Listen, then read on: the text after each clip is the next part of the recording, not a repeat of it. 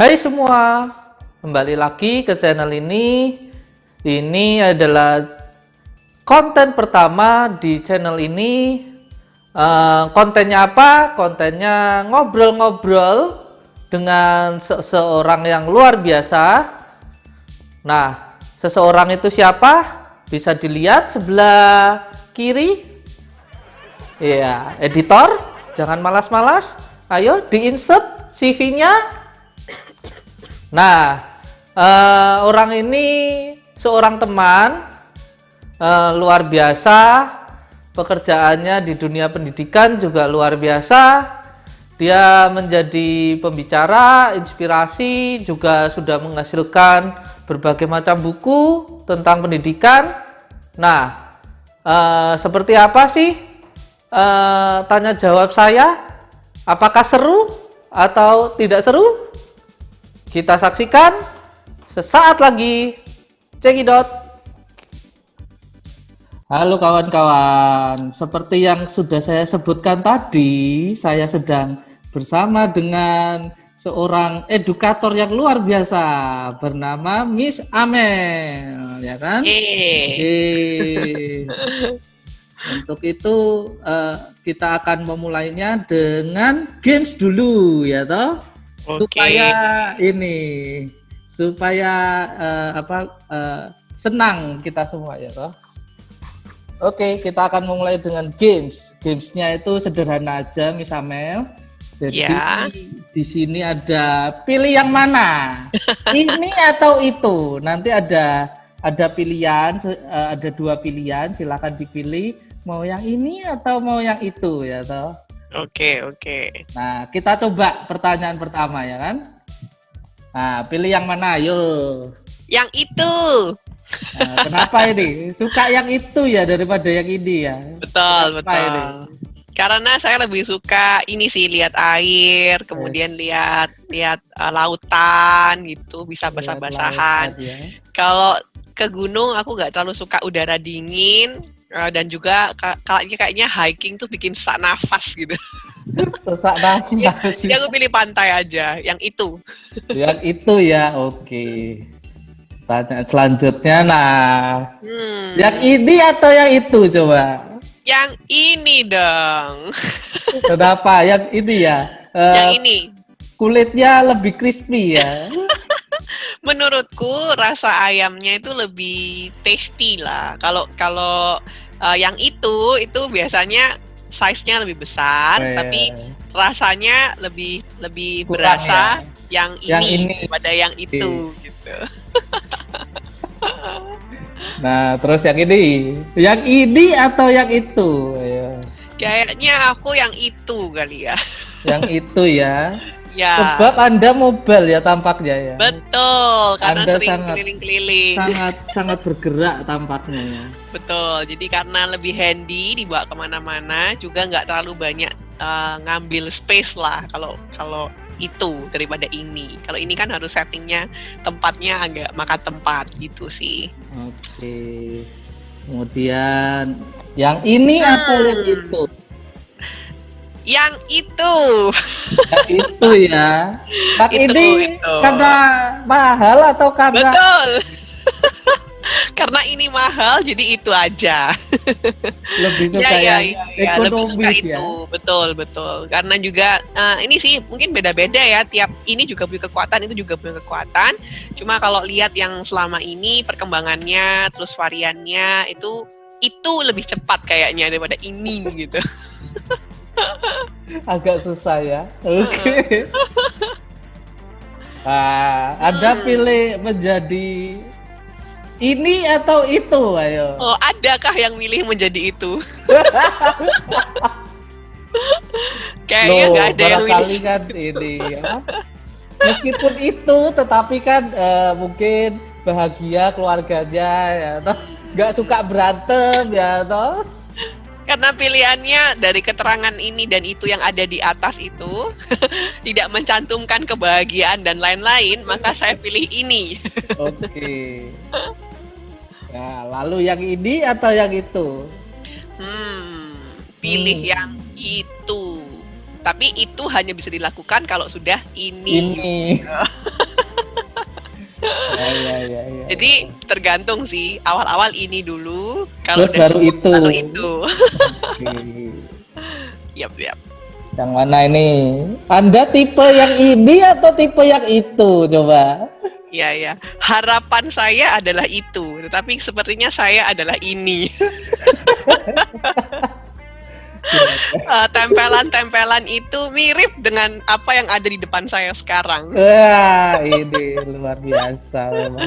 Gitu sih gitu. Tapi nggak semesi itu sih, nggak semesi itu. Paling nggak kalau kayak kertas-kertas itu aku paling nggak suka yang udah dikerampel ya, udah diuntal-untal kayak gitu, aku nggak suka sih. Jadi pasti aku rapikan.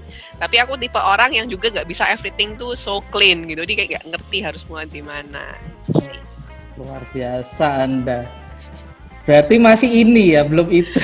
Iya, belum. Ya. Nah, ini. Ini pasti sudah bisa kelihatan kalau saya adalah ini. Luar biasa. Ya. Ya, betul. Jadi saya tipe orang yang mendapatkan energi ketika ngobrol dengan banyak orang, gitu sih. Luar biasa. Yang mana ini? Itu deh. Jiwa Anda lebih entrepreneur ya? Ya, ini mirip antara tadi save and invest ya. Jadi sebelum juga bisa itu, bukan sebelum bisa itu, tapi ada banyak hal yang kita bisa dapatkan pada saat kita menjadi ini. Gitu. Dan itu kadang sesuatu yang valuable untuk kita membentuk itu kayak gitu. Jadi kayak misalnya gimana cara kerja sebuah perusahaan, alur cash flow atau alur komunikasi yang perlu banyak orang, itu kita bisa amati pada saat kita menjadi ini. Nah, sehingga itu akan menjadi resource yang cukup untuk kita membangun itu gitu sih. Jadi rata-rata kalau orang yang udah mulai dari ini membangun itunya lebih bagus daripada yang langsung. Bukan berarti nggak bisa ya, bukan berarti nggak bisa, tapi kalau langsung itu kayak jatuh bangun atau trialnya lebih banyak biasa. Ada prosesnya gitu ya. Betul. Oke, next. Sekarang ini sedang ini dan itu. Luar biasa. Ini dan itu gitu. Bersamaan ya? Bersamaan ya. Jadi nggak harus kuliah sih, tapi pembelajaran kan seumur hidup. Jadi kerja dan belajar harus berjalan bersamaan gitu. Intinya kita belajar sesuatu, tapi pembelajaran kita juga harus menghasilkan sesuatu. Kok belajar aja tanpa ada karyanya, ntar jadi pinter aja di kepala tapi nggak ada karya, itu juga sama aja sih. Menarik. Nah, ini pertanyaan terakhir. Pamungkas nih. Mungkin ini pertanyaan yang tiap ada reuni keluarga selalu muncul ya. Pilih mana? Tentu saya pilihnya ini. Walaupun sekarang saya masih itu gitu. Ya. Karena saya juga percaya kalau dalam keluarga itu kita beneran dapat banyak pembentukan sebagaimana yang Tuhan mau gitu ya. Jadi pembentukan karakter, melengkapi dan lain-lain itu bisa kita temukan pada saat kita berkomunitas atau dalam lebih kecilnya lagi yaitu berkeluarga. Sebenarnya gitu sih. Luar biasa. Ya, itu aja pertanyaannya. Luar biasa. Cukup menarik bukan? Menarik sekali. Cukup menarik ya. Jadi kita bisa mengenal Miss Amel ini lebih dekat ya toh. Apa saja kehidupan sehari-harinya ya toh. Yes. Terima kasih buat pertanyaannya. Nah, ini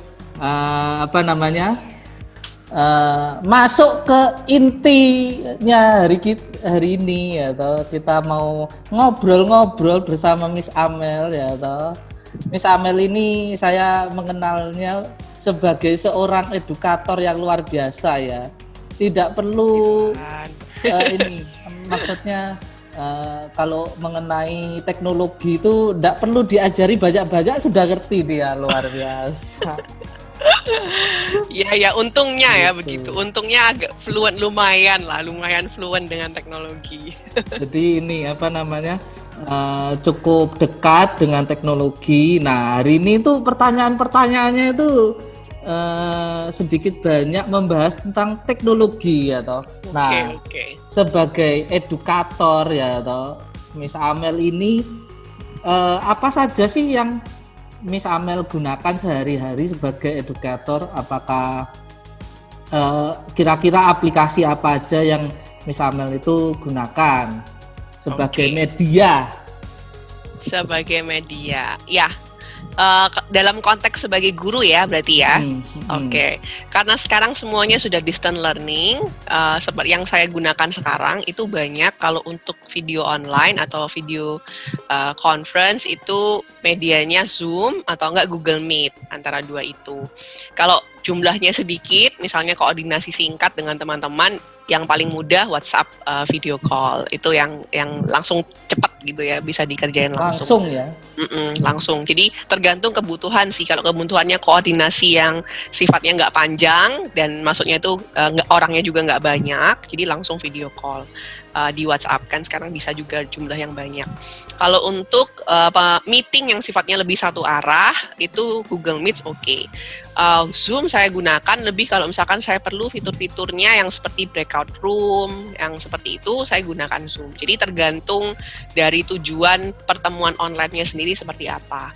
Sementara kalau LMS yang banyak digunakan sekarang Google Classroom. Saya juga pakai yang seperti Moodle, itu juga bagus dan mudah. Tapi kalau di kantor, di kerjaan sekarang yang digunakan Google Classroom. Kalau saya jadi mahasiswa di tempat lain itu yang digunakan Moodle. Kalau LMS-nya antara dua itu. Kalau daily application-nya yang daily living yang tiap harinya itu banyak aplikasi yang dari Google sih. Misalnya kayak kalender, itu juga helpful banget karena semua jadwal ada di sana. Kemudian kita bisa integrate juga, misalnya integrate dengan Zoom. Jadi kalau schedule meeting nggak usah sulit-sulit, langsung aja bikin dari kalender di situ. Meet juga via kalender juga mudah gitu. Misalnya kayak Keeps dari Google juga, itu juga note yang bisa sinkron di semua peralatan kita yang menggunakan akun Google gitu ya. Jadi di email dari browser bisa, dari Chrome bisa, dari handphone bisa. Jadi itu yang aplikasi tiap hari sih, karena kan bisa sangat meningkatkan efektivitas sebenarnya aplikasi-aplikasi yang seperti itu. Itu biasanya yang saya pakai. Wow, cukup banyak ya aplikasi yang digunakan ya. Luar biasa lo Anda lo. Itu bingung nggak tuh menggunakan sebanyak itu tuh? Nggak juga sih, mungkin karena udah sering pakai ya, jadi kita langsung tahu mau gunakan yang apa. Menurut saya anggapan bahwa teknologi itu ribet itu karena kita belum nikmatin aja enaknya pakai teknologi gitu. Karena menurut saya itu bisa bersama dengan guru itu bisa assist hal-hal yang yang kecil-kecil yang administratif itu bisa dihandle gitu. Misalnya contoh paling gampang, ini kalau di kantor kan banyak banget jadwal dan deadline yang kadang kita juga lupa gitu kan. Dengan kita taruh misalnya di Google Calendar itu kan remind kita gitu. Jadi menurutku sih nggak ribet, nggak bikin pusing karena aku merasa justru teknologi ini bisa improve my time management gitu. Jadi improve quality dari pekerjaan-pekerjaanku sehingga nggak perlu mikirin hal-hal yang sudah kita masukkan ke dalam sistem kayak gitu sih. Lalu kan ini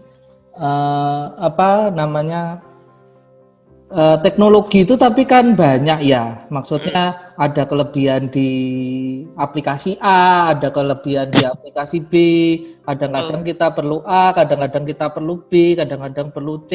Nah itu kan bagi sebagian orang, aduh kok nggak ada sih aplikasi yang lengkap gitu, semua ada ya toh kan enak sekali kalau kayak gitu kan. Tapi kan aplikasi-aplikasi yang ada itu kan ini ya tambal sulam ya. Jadi di aplikasi A ada kelebihannya begini, di aplikasi B ada kelebihannya seperti ini. Itu kan agak sulit ya Kadang-kadang kan ada orang yang terintegrasi sekali dengan WhatsApp ya toh. Tapi ada juga orang lain yang terintegrasi sekali dengan Line ya toh. Kan ini sedangkan misalkan WhatsApp dan Line itu aja kan berbeda. Betul.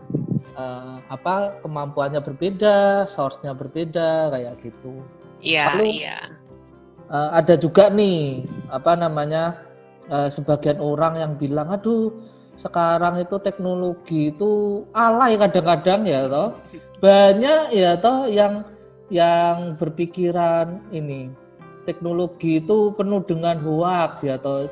Contoh sederhana aja ini media sosial ya toh. Ya, Ada ya.